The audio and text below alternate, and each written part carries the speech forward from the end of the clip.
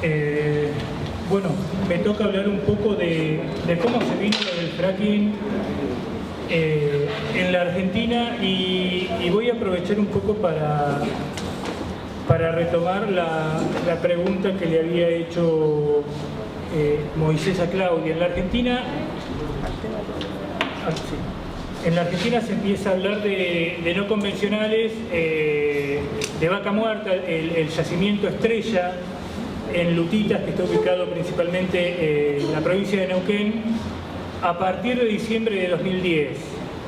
2011 y sobre todo sobre mediados del 2011 ya se anunció oficialmente que el crudo que salía de la formación era de excelente calidad, que a partir del desarrollo de estos hidrocarburos, de este yacimiento, Argentina iba a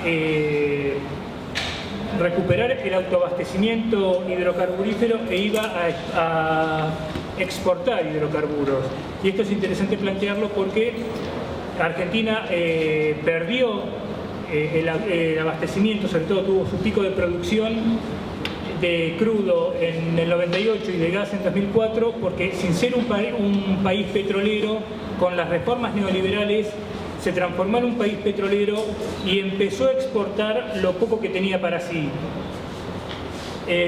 Digo de retomar la pregunta que había hecho Moisés, porque en 2011 no hubo avances de la YPF controlada por Repsol, que era la que había anunciado el descubrimiento, y es a partir del 2012 cuando el gobierno nacional expropia YPF, le saca el 51% de las acciones que estaban en poder de Repsol. Es YPF la que se transforma en la punta de lanza del avance de los no convencionales en la Argentina. YPF es una empresa que fue formada en 1922, fue la empresa estatal. Hay todo un mito del desarrollo, porque bueno, en su momento donde llegaba YPF construía, se levantaban pueblos, se levantaban hospitales, carreteras, escuelas, y un poco lo que se quiso hacer poniendo a YPF como la protagonista de la cruzada por el fracking fue recrear eso. Lo que se estaba planteando a nivel propagandístico era, bueno, con YPF haciendo fracking vamos a volver a poblar los pueblos que quedaron abandonados en la Patagonia, vamos a construir hospitales, vamos a construir carreteras, la Argentina va a ser potencia. Me parece que es importante ese tipo de cuestiones simbólicas que tienen un peso en la sociedad muy importante al momento de generar consensos. ¿Por qué también planteo esto? Porque el punto más alto de la movilización en contra del fracking en la Argentina fue cuando se celebra el contrato entre YPF y la norteamericana Chevron para desarrollar la primera área de yacimientos no convencionales en Vaca Muerta. Entonces, el punto de crítica no fue tanto el fracking, sino que Argentina, que la empresa de bandera argentina se estaba aliando con la empresa norteamericana que venía arrastrando todo el desastre que había hecho en la Amazonía ecuatoriana. Esa iba a ser nuestra aliada y eso movilizó a un montón de sectores que después no veían tan mal que YPF sola o con otros socios pudieran llevar esto adelante. Otro punto que me parece interesante para marcar las similitudes y ver cómo en nuestros países se repiten estrategias para instalar los no convencionales es esto de, sin tener pruebas certeras, decir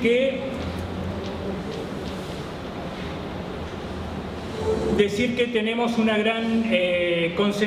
gran potencial de no convencionales. En este mapa de Argentina, a ver. Aquí tienes para señalar también. Bueno, esta es la cuenca neuquina. Aquí se encuentra el yacimiento Vaca Muerta, que es el yacimiento Estrella. Aquí. Y les decía de lo mentirosos que son estos estudios que presentó el gobierno norteamericano adjudicándole al país un gran potencial en hidrocarburos no convencionales, porque hablaba, por ejemplo, de un potencial importante en esta zona, en esta cuenca sedimentaria, que es la cuenca Chaco-Paranaense, que es una cuenca que en 100 años se habrán perforado 20-25 pozos.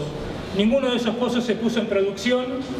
La información relativa a esos pozos es escasísima, sin embargo Estados Unidos le estaba adjudicando un potencial que ninguna autoridad argentina puede certificar, porque en toda esta zona cuando se hace sísmica hay una capa de basalto muy gruesa, entonces la sísmica no arroja buena información y con los pocos pozos que se han perforado no se puede saber a ciencia cierta qué hay. Incluso habiéndose perforado pozos y en una zona como es Vaca Muerta, que ya tiene una explotación de muchos años, el rendimiento que van a tener esas formaciones de lutita, lo que se puede extraer, se sabe recién cuando se hace la fractura y se pone en producción el pozo. Entonces, también tomar ese tipo de ser cautelosos cuando se nos vienen a plantear estos nuevos dorados, estas quimeras de la abundancia, fijarnos bien quiénes nos vienen a prometer todo esto, y me parece que es un punto también para compartir cuando hacemos nuestro trabajo de socialización con las comunidades y demás, ir planteando este tipo de cuestiones.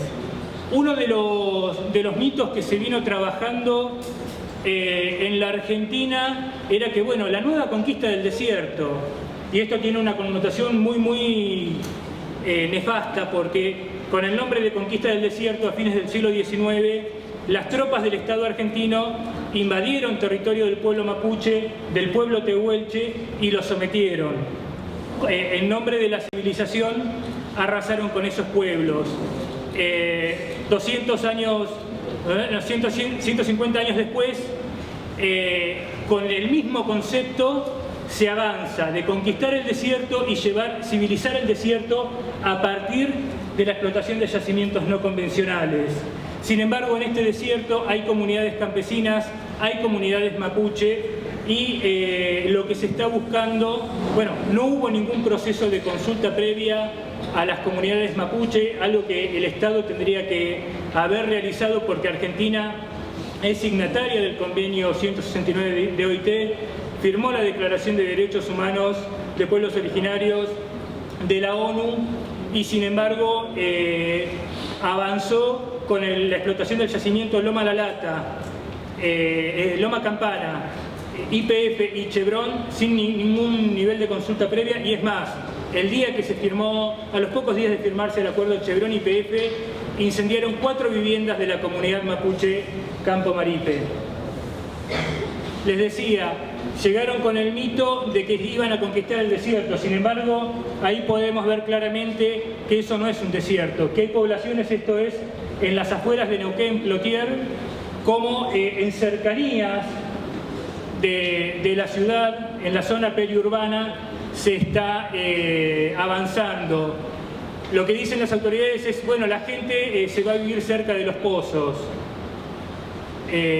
Nosotros estuvimos cotejando el crecimiento de los barrios y el crecimiento de los pozos, y los que están avanzando sobre los barrios son las perforaciones que en ese caso lleva adelante la empresa Pluspetrol.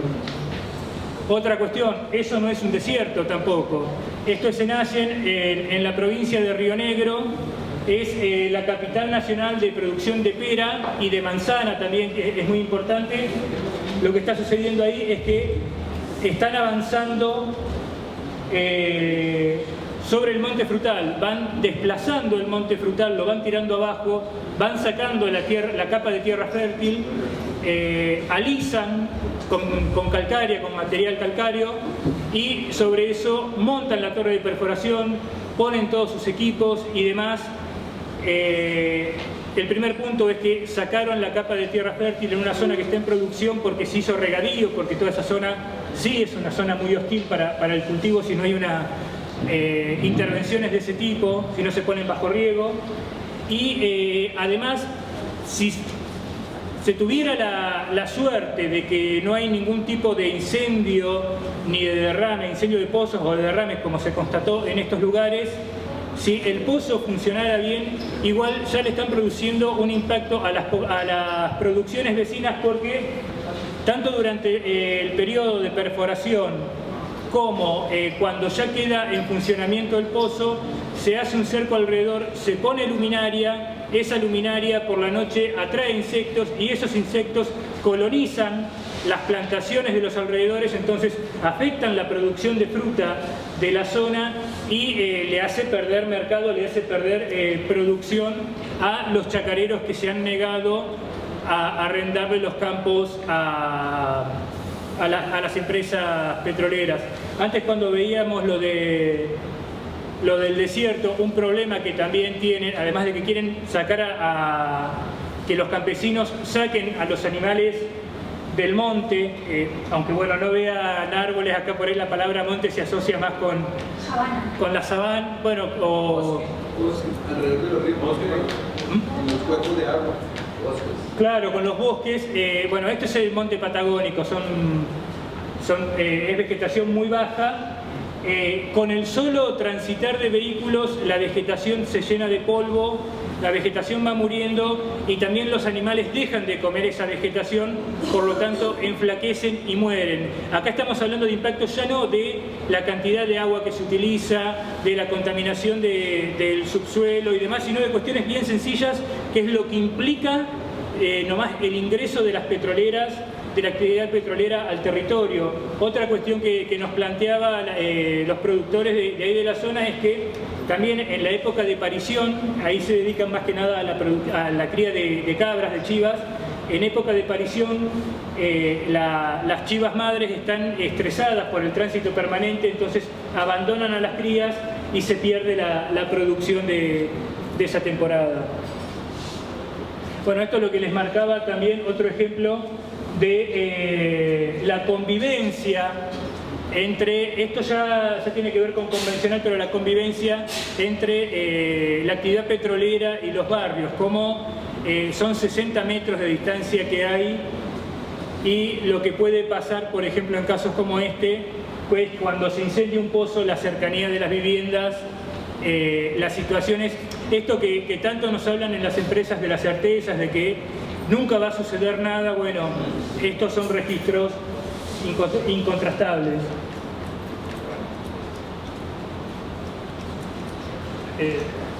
Bueno, y otra situación que se ha generado, si bien muchos de los pozos, por ejemplo, el desarrollo de Vaca Muerta está a 100 kilómetros de la ciudad de Neuquén, las plantas de tratamiento de residuos petroleros estaban en las afueras de la ciudad de Neuquén, a 10 kilómetros del centro de Neuquén.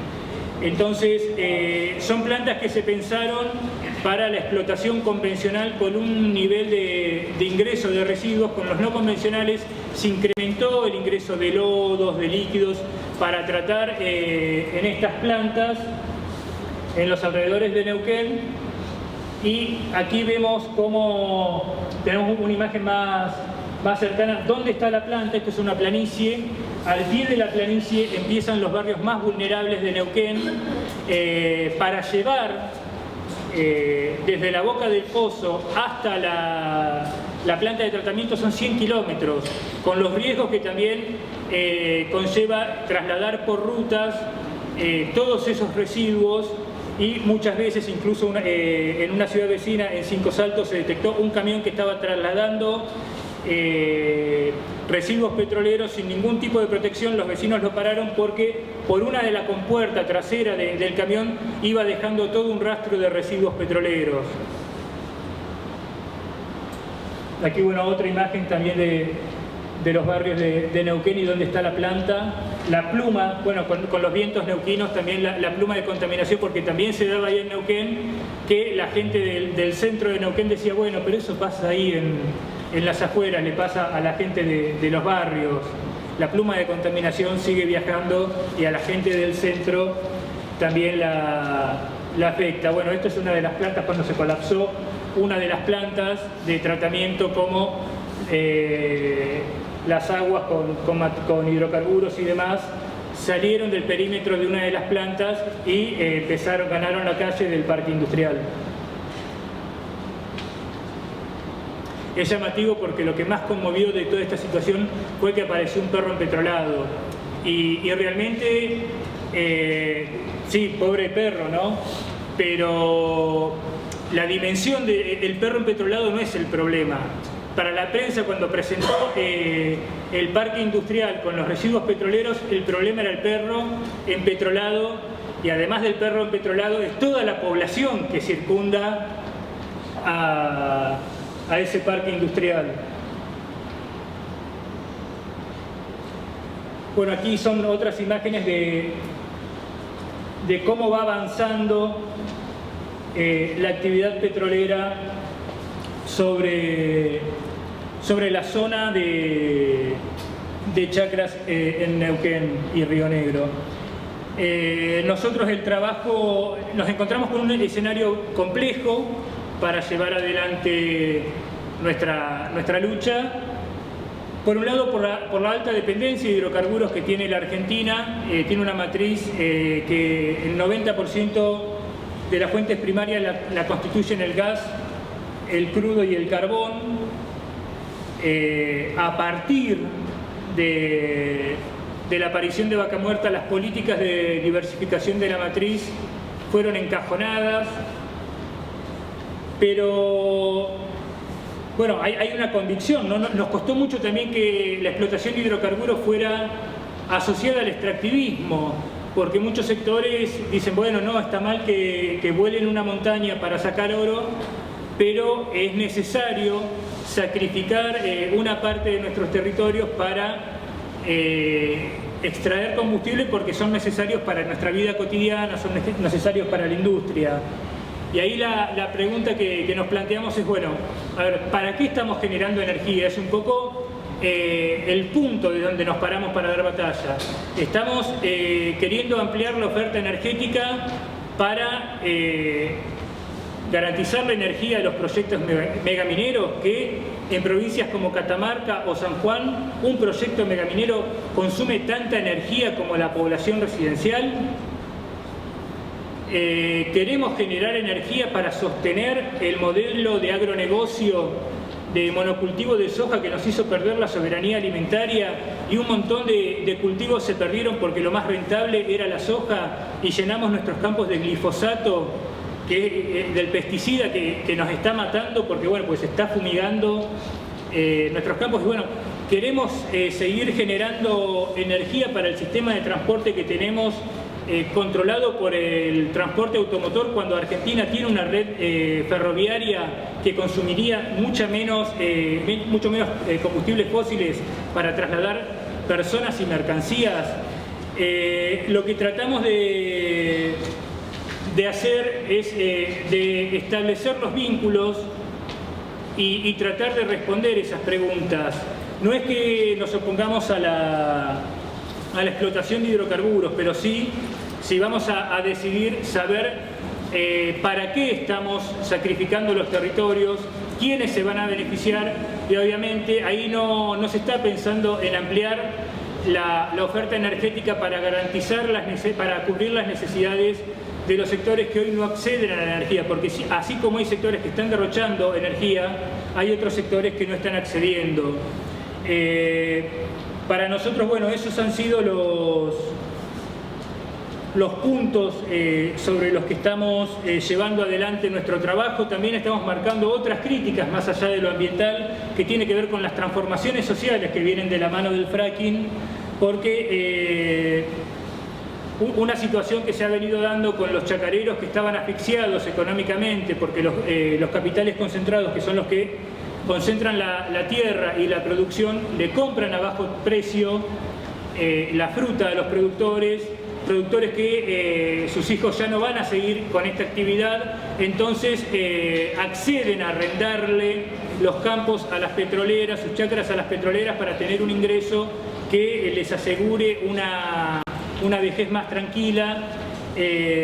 También nos está pasando con campesinos, que el Estado también generó situaciones de no contribuir a la mejora de la producción, no garantizarle el acceso al agua, no garantizarle el acceso a la electricidad. Entonces también pasa que las familias campesinas, cuando les cae un pozo cerca, se ponen contentos porque van a negociar con la petrolera el acceso al agua, el acceso a la electricidad o el cobro de la servidumbre. Son elementos que que nosotros en un principio creíamos que tanto las comunidades campesinas como los pequeños productores iban a ser nuestros aliados naturales, y también nos encontramos con estas situaciones, con estos problemas estructurales que también hay un responsable por parte del Estado y que garantiza el avance del sector petrolero. Para nosotros es muy importante destacar que el avance del fracking no solamente es un proyecto energético, sino que es un proyecto que transforma totalmente el territorio. Por un lado está fomentando el rentismo, gente que estaba dedicada a la producción ahora a lo que va aspirando es a vivir de la renta, que es la misma lógica de los estados provinciales y de los estados nacionales que explotan los recursos para obtener renta. Entonces, ¿cómo culturalmente lo que significa eso, la transformación de sujetos que eran productores a sujetos que son rentistas? También lo que vemos es que se prepara todo el escenario para grandes jugadores, entonces los que pueden vivir hacer negocios con este tipo de megaproyectos son las grandes empresas. Así como son grandes empresas las que tienen el capital financiero y el capital económico para llevar adelante todo esto, sean empresas de servicios o sean empresas operadoras, también todos los que brindan servicios a las petroleras, más de nivel local, son sectores de afuera, y por ejemplo la ganadería que se plantea para la zona como alternativa es ganadería de feedlot, ganadería corral, que eso lo pueden hacer solo los grandes inversores, y con la fruta también lo que estamos viendo que no es la misma situación la de los pequeños productores frutícolas con las grandes empresas concentradas.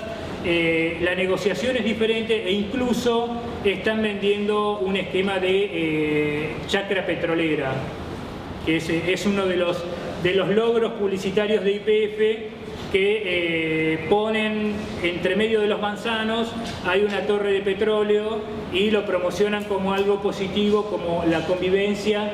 Entonces esas actividades, esa acción publicitaria es por donde se nos están viniendo. Eso me parece que, también destacar todo el tema sanitario que viene, porque así como estamos hablando de la explotación de las posibilidades de contaminación del agua y del suelo por todos los productos químicos que se utilizan para la fractura, hay que tomar en cuenta que los trabajadores petroleros que manipulan esos productos también están expuestos a la nocividad de todos esos químicos. Me parece que también es un elemento para destacar. En toda esta zona, en la provincia de Neuquén, es la provincia que tiene mayor índice de muertes por cáncer o por tumores a nivel nacional. En la Argentina la primera causa de enfermedad son las enfermedades cardiovasculares. Cuando uno le pregunta a las autoridades a ver si hay algún tipo de vínculo entre la actividad petrolera, que ya lleva 100 años en la provincia, y esta tasa de tumores tan altas, dicen no, acá no hay nada raro, tenemos un buen trabajo de prevención de enfermedades cardiovasculares. Bueno, muchas gracias.